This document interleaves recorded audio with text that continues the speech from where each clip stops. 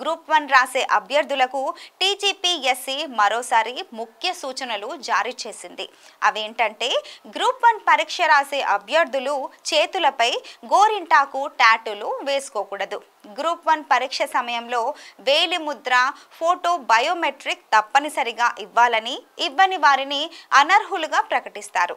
అభ్యర్థులు పరీక్ష రోజు హాల్ టికెట్ నెంబర్, ఫోటో, పేరు, తండ్రి తల్లి పేర్లు, పుట్టిన తేదీ, పరీక్షా కేంద్రం, జెండర్ వివరాలను ముద్రించిన OMR జవాబు పత్రం అందిస్తారు.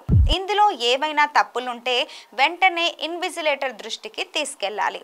అప్పుడు వారు సాదా OMR పత్రాన్ని పొందాలి.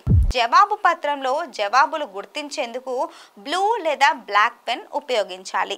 పరీక్ష పూర్తయిన తర్వాత జవాబు పత్రాలను స్కానింగ్ చేసి అభ్యర్థులు డిజిటల్ కాపీలు వెబ్సైట్లో పొందుపరుస్తారు.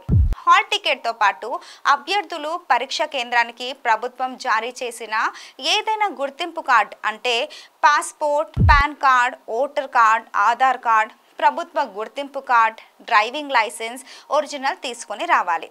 పరీక్ష కేంద్రానికి ఉదయం 9 గంటలకు చేరుకోవాలి. పరీక్ష కేంద్రం గేట్లు 10 గంటలకు మూసివేస్తారు.